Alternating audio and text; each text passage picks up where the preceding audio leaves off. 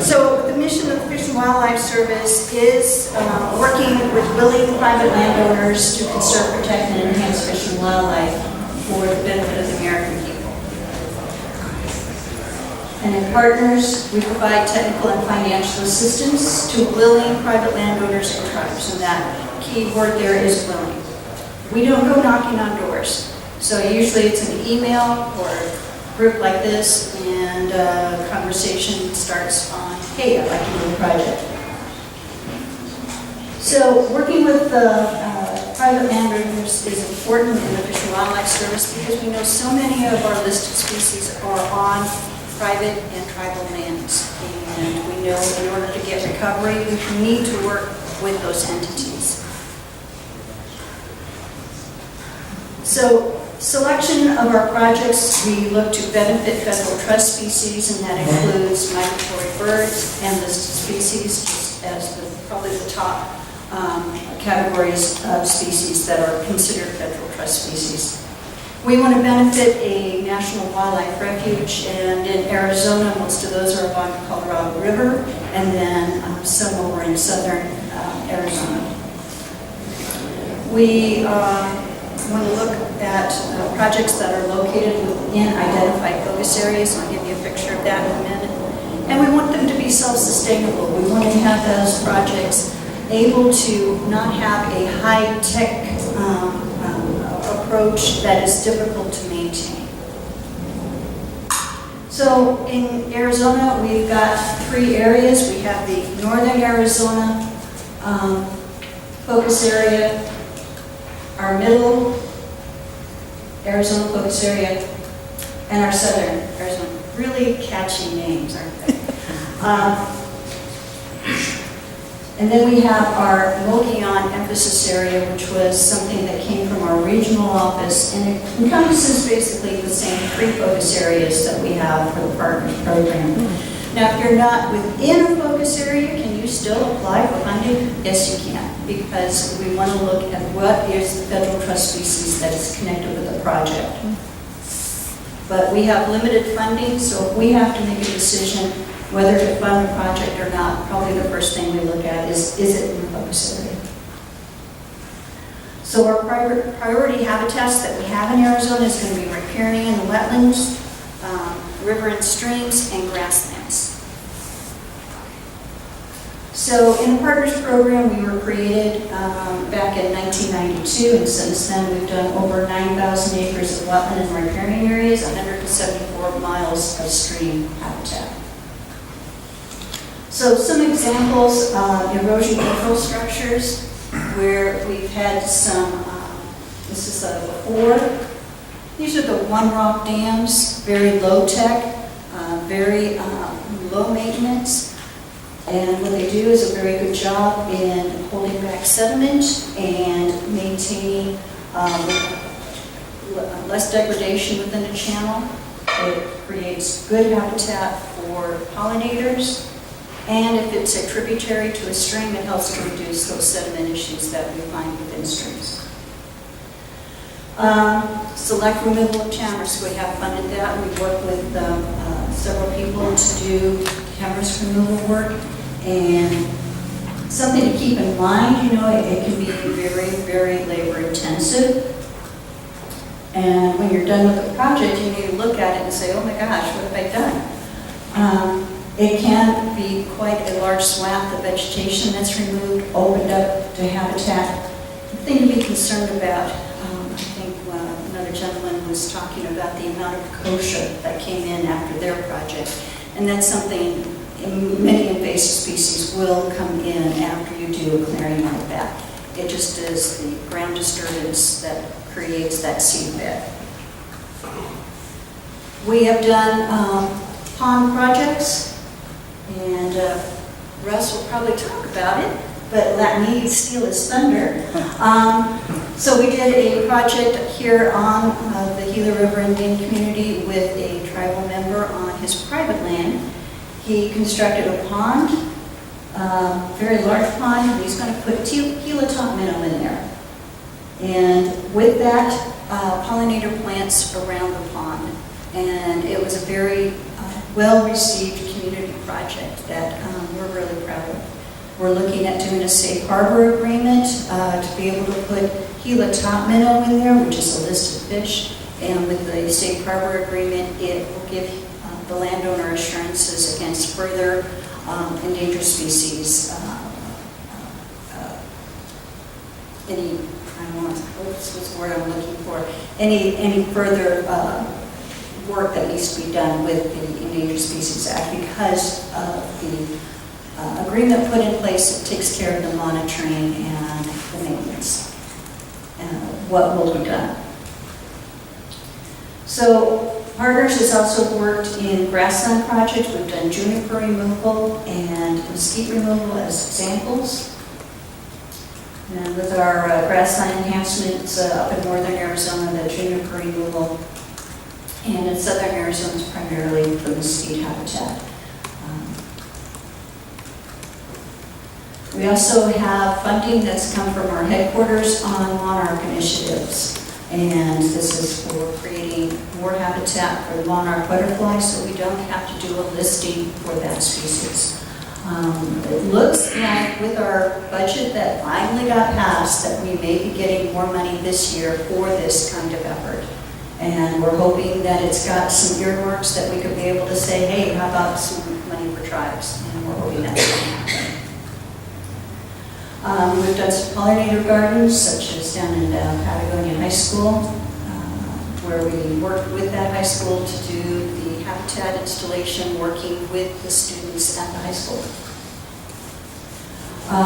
We worked with the Arizona Audubon and Rio Salado. If you walk down towards the riverbed, we've got some milkweed gardens that we planted as part of our partners project with them.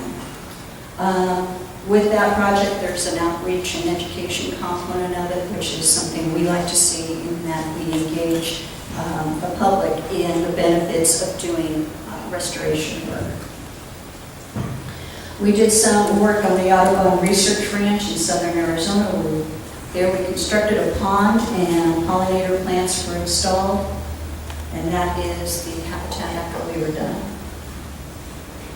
In Flagstaff, we worked with the Arboretum up there, and we had them collect milkweed plants or seeds, bring them back to the Arboretum, and they grow them out, and hopefully in about 2 more years, we're actually going to be able to do some seed collection.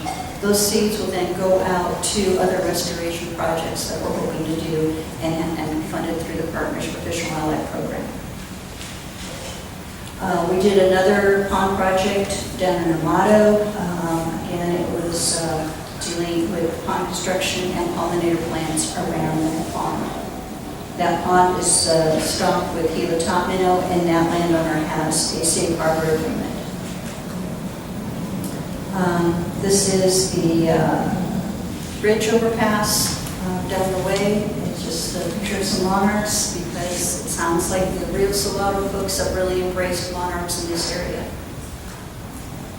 My contact information is right here, and I've got some cards with me. And that's it. Any questions? Any questions?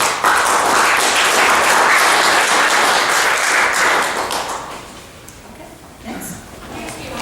Oh, sure. A little bit about the range of funding that is typically available. Typically, our projects, our maximum amount is $25,000. We're doing a school year project. The maximum for that is $7,500. Thank you, Kris. Okay, next on the panel is Melissa McMaster from RiversEdge West. If I can do the presentation.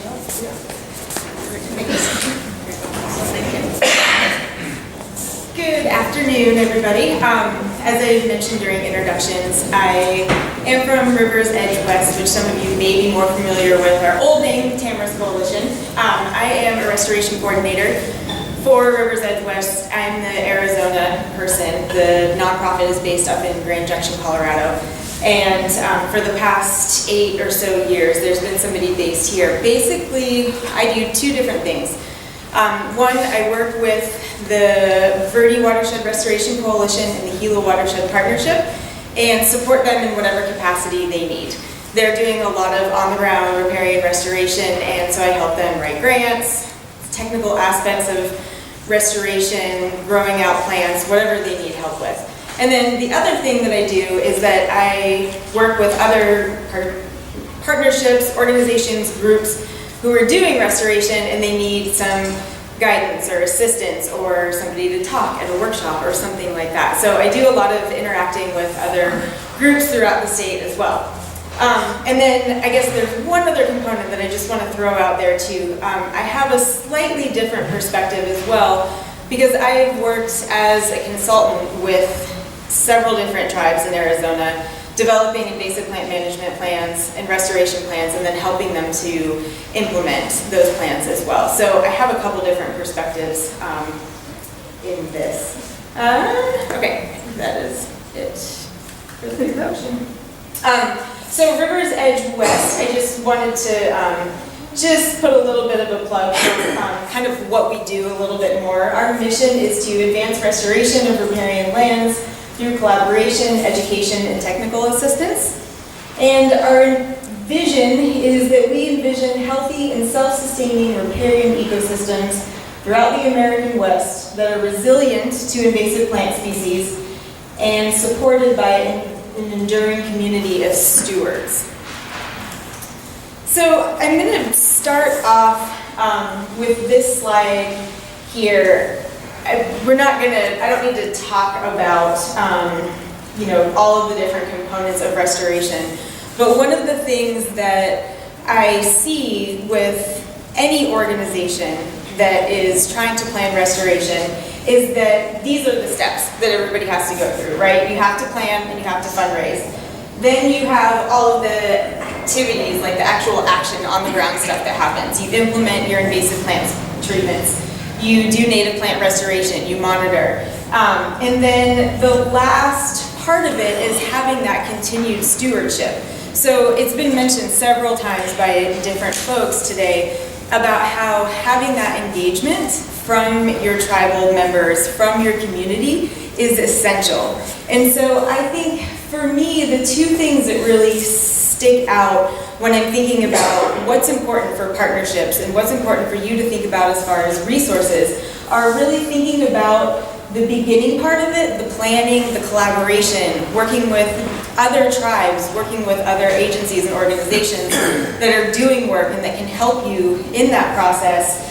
And then also thinking about the end point and how those are connected and really engaging and getting buy-in from your communities. So, the components of successful partnerships and restoration efforts. Again, this is based on just my experiences of working with lots of different partnerships throughout Arizona. It starts with a need or an idea or an interest, right? Somebody can just be excited about some spring that they visited when they were a kid and now they're seeing how it's changed over time. And so they want to restore that area or whatever the connection is. You just have to have an idea and you can make it happen. It is possible. The other thing that you really need is a champion. And I have seen several champions in this room today, which I think is really inspiring. But you have to have people that want to get out there and do it. And those are the ones that are able to take those efforts forward and really make things happen. The next thing is partnerships, right? And we heard that several times today. Partnerships, partnerships, partnerships. Working with other organizations and entities is really how you're going to be able to make things go forward. Working with other nonprofits, working with consultants. Jay's dad made the comment about consultants that I totally agree with. I think, sure, there's a use for consultants and you can utilize them as you need, but I think developing that within your community is really the way forward. That's how you're going to be most successful. And so yeah, that rung true to me, his comment about that. Also partnering with federal agencies, Fish and Wildlife Service, if you're tribal lands border BLM land or National Forest Service land. I think the Gila River Indian community is part of the lower Gila River Restoration Collaborative. It's always a mouthful, but that's a wonderful entity that, you know, the Audubon Society is part of that, RiversEdge West, the tribes, DLM, but getting all of those entities together and having that communication happen at that level I think is essential. Funding, right? Everybody always is like, oh, funding. But there are a lot of opportunities that are set aside for tribes. So one thing that I think would be an interesting conversation to have is, you know, what do you guys need? Because, you know, there was a comment earlier about we can't get through all the red tape, we have to jump through all these hoops. So what would be beneficial? And I'd be really curious to hear that from some of you at some point. Like, what would help you to get over that hurdle? Because I think it's possible. It's just a matter of figuring out what your needs are and how we can help in that capacity. And then again, commitment, and especially getting, you know, the tribal membership, participation, and commitment, I think is pretty essential to actually having really successful restoration projects happen. So I just wanted to list a couple of things that RiversEdge West has available to everyone and try and promote some of your participation in some of those events. So every year we have an annual conference, and it's usually 2 days of presentations, and then there is a half day of some sort of field trip or some sort of other workshop that's associated with it. And it's a variety of presentations on invasive plant treatments, restorations, wildlife. They get into a lot of like modeling and GIS. There are all sorts of different things that are presented at the conference. And this year, in 2019, it is going to be here in Phoenix at the Desert Botanical Garden. So it is February 5th through the 7th, and it would be awesome to have more participation from tribes in Arizona. We have recognized that we are lacking in that area as an organization, and we would really love to have more participation from the tribes at that conference. The other thing that we do is we usually host a series of riparian restoration workshops. We're doing one on April 9th and 10th in Benson, which is just south of Tucson. So that workshop is focusing on the aspects of riparian restoration, starting at the beginning, talking about how do you plan, what do you need to do, what do you need to look for, specifics on invasive plant treatments, specifics on actual implementation of restoration, a lot about the tamarisk leaf beetle, where it is, where we're expecting it to be, how that could impact fires in these areas that are dominated by salt cedar. And then we're going to spend the second day of that field as a field trip. So I highly recommend it if you guys can participate. It's pretty cheap. I think it's like $25 or $35 to participate, and we'll feed you and give you a thumb drive full of all sorts of good information, and so it would be great to see folks there.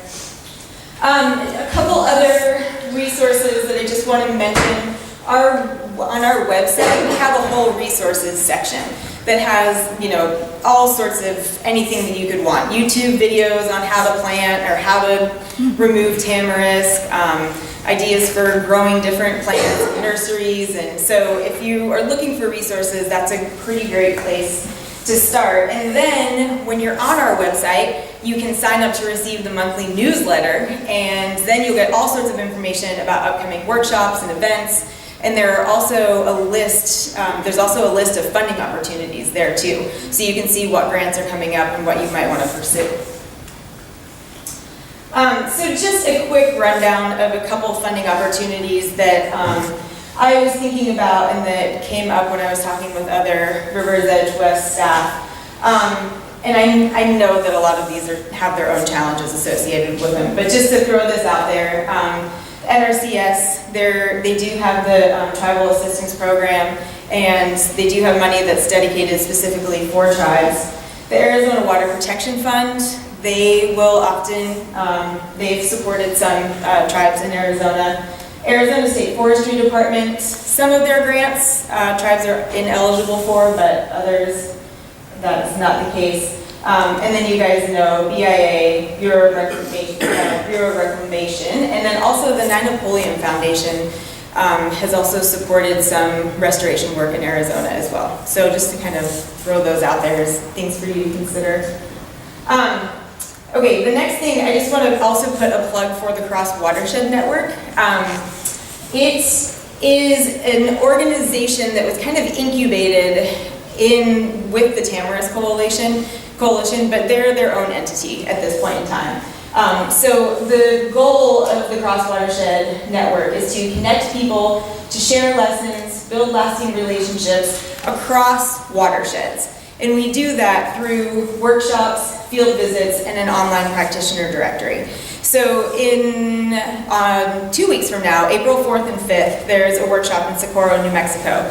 And they're going to spend the first day talking about different aspects of restoration and funding and community engagement and things like that. And then the next day, they're going to spend in the field. And so you would actually get hands-on experience seeing how the Bosque folks are doing their restoration projects and getting some exposure to that. And last year we had our annual workshop in Safford, Arizona with the Gila Watershed Partnership. And next year it's looking like it's probably going to be on the Virgin River or somewhere over in the lower Colorado area. So it's a really amazing network. I encourage all of you to sign up and join if you are doing riparian restoration. It's a great way to be connected to other individuals, and there are good opportunities for networking and workshops, things like that. Okay, and then I just have two more slides. I just wanted to talk a little bit about 2 experiences that I've had that have both been, I would say, successful, but they've been really different. So I worked with the Wallapai Nation on a riparian restoration project, and the funding for that project came from Bureau of Reclamation.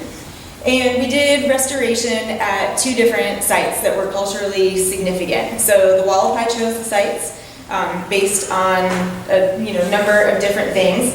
And so then I worked with them to develop and implement invasive plant treatments as well as actual restoration on the site.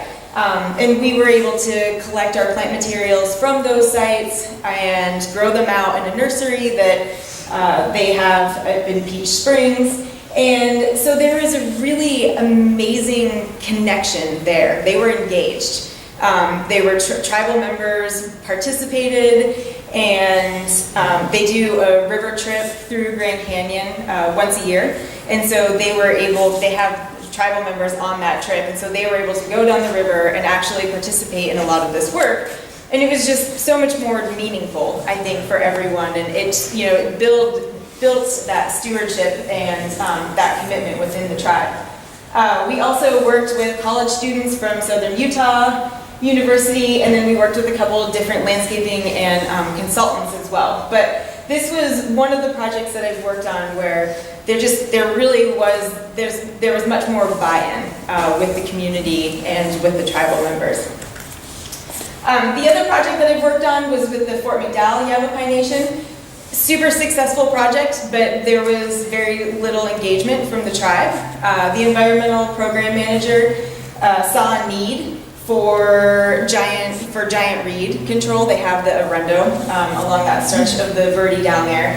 And so he went after a grant for the BIA to fund doing the removal of the giant reed. We spent 2 years down there doing removal, and there was some extra funding, so we also did a vegetation map of the entire area as well. So now they have a better understanding of what their communities are and what other exotics are found throughout that area. And that set us up actually to be able to apply for an AWPF grant. I guess it was last year that we got that grant. So I helped Fort McDowell to write the grant and to move that forward. But it's their project, and they're dictating what's happening. And we're going to do tamarisk removal on 30 acres. We haven't started yet, but we're going to. And then we're going to plant cottonwoods and then develop a restoration plan for actually doing work on 5 other sites along the Verde as well. So we're trying to look towards the future and really do more projects over time, and then to continue to tree the giant reed. So again, I think it's a great project. I think that we're being ecologically successful, but I would love it if there was more engagement with the tribal members. I would love to hear from them what they think about the work, or what plants they would like to see us planting, or just have more of that engagement and be able to meet their needs as well. So that's it. If you guys have any questions, I'm happy to answer them. Yeah. What sites did you do out on Wildfire? Diamond Creek, and then to Granite Park, which is River Mile 209. That one we're going to do the planting in May of this year. So, yeah. So you have to come down from the top of the river to get to there, or what you want up there? So Diamond Creek you can drive. That's the takeout for river trips, and so you can actually drive down to that site. And then the Granite Park or River Mile 209, you have to float down the river from Lee's Ferry. Yeah, to get down there. Any other questions? Yeah. I saw a vegetation map of one of your partnerships. Can you explain a little more about that map? Yeah, I can. So we kind of based it off of what the National Park Service was doing at national parks throughout the U.S., where they would go in and map the vegetation communities. And so that's what we did over at Fort McDowell. And so we used some of the existing plant communities based on maps that had been done, like in Casa Grande, and I'm trying to remember where else, like some of the other National Park Service entities down here. But it's basically a plant community map so now they have a visual of different colors in which areas are what communities, but then also we focused on doing a lot of invasive plant surveys as well, and trying to pinpoint where their invasive populations were. Is it displayed somewhere in the community, or is it tucked away in a cabinet? It might be tucked away in a cabinet. That's Yeah. unfortunate. I know, it is, but I can get it to you if you're interested in seeing it. Yeah, I think it's a really cool and useful tool. Yeah. Anything else? Yeah. So you guys nonprofit? The RiversEdge West is, yep, yeah. Okay, thank you.